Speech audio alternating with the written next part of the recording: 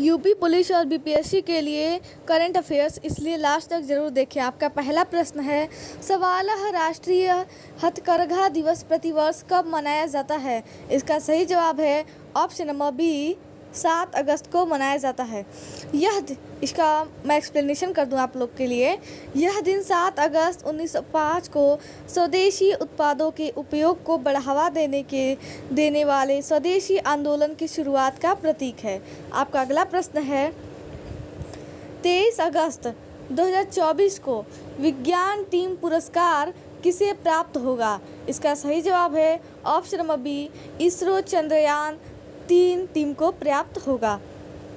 ISRO Chandrayaan 3 team को अंतरिक्ष विज्ञान में उनके काम के लिए विज्ञान टीम पुरस्कार मिलेगा। आपका अगला प्रश्न है, प्रोफेसर जी पद्मनाभन को किस क्षेत्र में उनकी जीवन भर की उपलब्धियों के लिए विज्ञान रत्न पुरस्कार मिलेगा? इसका सही जवाब है ऑप्शन नंबर सी, जैविक विज्ञान के लिए उन्हें पुरस्कार मिलेगा।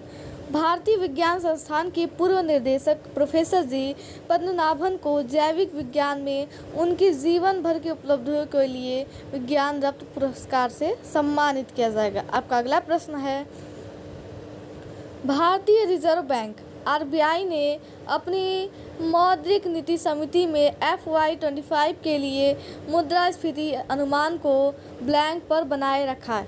इसका सही जवाब है ऑप्शन नंबर ए, 4.5% बनाए रखा। भारतीय रिजर्व बैंक ने अपनी मौद्रिक नीति समिति में वित्त वर्ष 2025 के लिए मुद्रास्फीति अनुमान को 4.5% पर बनाए रखा।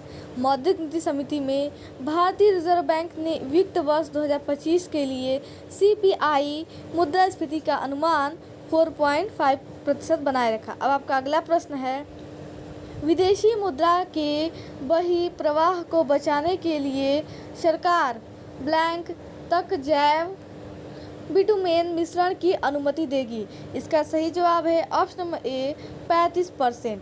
सरकार विदेशी मुद्रा के प्रवाह को बचाने के लिए 35% तक बायोबिटुमेन मिश्रण को अनुमति देगी। आपका अगला प्रश्न है, केंद्र सरकार द्वारा वित्त विधेयक 2024 में एक संशोधन पेश किया गया है, जिससे व्यक्तियों को ब्लैंक से पहले से अर्जित संपत्ति के लिए इंडेक्सन से बिना 12.5% दीर्घकालिक पूंजीगत लाभ का दर और इंडेक्सेशन के साथ 20% दर के बीच चयन करने की अनुमति मिल सके। इसका सही जवाब है ऑप्शन नंबर डी, 23 जुलाई 2024 को। अब आपका अगला प्रश्न है, जैविक विज्ञान में विज्ञान रत्न पुरस्कार प्राप्त करने के लिए किसे चुना गया है? इसका सही जवाब है ऑप्शन नंबर ए, प्रोफेसर जी पद्मनाभन को चुना गया है। सरकार ने राष्ट्रीय विज्ञान पुरस्कार की घोषणा की है और राष्ट्रीय विज्ञान पुरस्कार भारत में विज्ञान, प्रौद्योगिकी और नवाचार के क्षेत्र में योगदान को मान्यता देता है। अब आपका अगला प्रश्न है, पेरिस 2024 ओलंपिक कुश्ती प्रतियोगिता से किसे अयोग्य घोषित किया गया है? इसका सही जवाब है option number D, Vinesh Phogat को अयोग्य घोषित किया गया है। विनेश फोगाट को पेरिस 2024 ओलंपिक कुश्ती प्रतियोगिता से अयोग्य घोषित कर दिया गया है। महिलाओं की 50 किलोग्राम श्रेणी में अधिक वजन होने के कारण विनेश फोगाट को पेरिस 2024 ओलंपिक कुश्ती प्रतियोगिता से अयोग्य घोषित कर दिया गया है। अब आपका अगला प्रश्न है, भारत में हर साल किस तारीख को राष्ट्रीय भाला फेंक दिवस मनाया जाता है? इसका सही जवाब है ऑप्शन नंबर सी, 7 अगस्त को मनाया जाता है। भारत में हर साल 7 अगस्त को राष्ट्रीय भाला फेंक दिवस मनाया जाता है। भारत में एथलेटिक्स की सर्वोच्च संस्था भारतीय एथलेटिक्स महासंघ ने टोक्यो ओलंपिक के दौरान नीरज चोपड़ा के ऐतिहासिक स्वर्ण पदक की याद में 7 अगस्त को राष्ट्रीय भाला फेंक दिवस के रूप में मनाने का निश्चय किया। मतलब कि नीरज चोपड़ा के स्वर्ण पदक जीतने पर 7 अगस्त को भाला फेंक दिवस मनाया जाता है। अब आपका अगला और लास्ट प्रश्न है,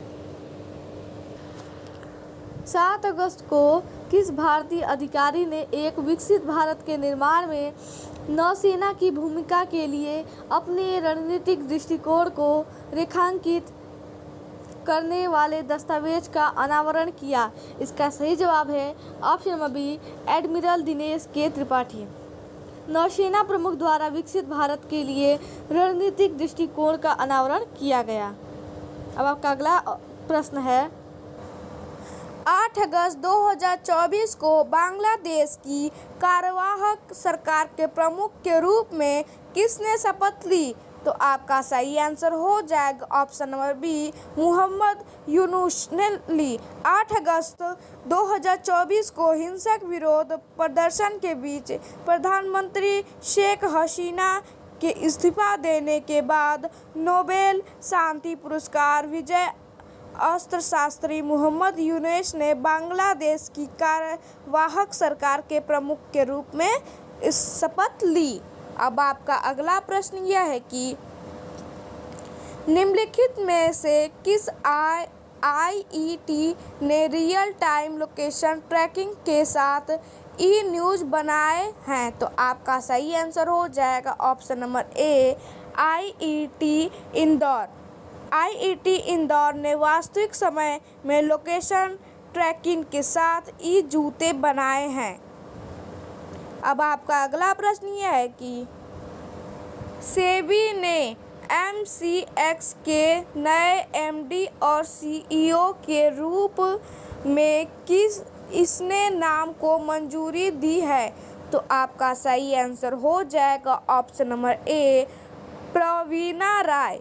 सेबी ने प्रवीणा राय को एमसीएक्स के नए एमडी और सीईओ के रूप में मंजूरी दी है।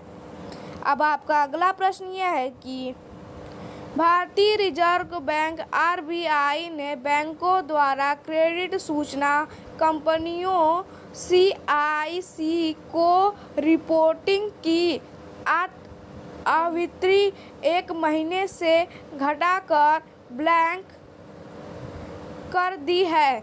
तो आपका सही आंसर हो जाएगा ऑप्शन नंबर बी,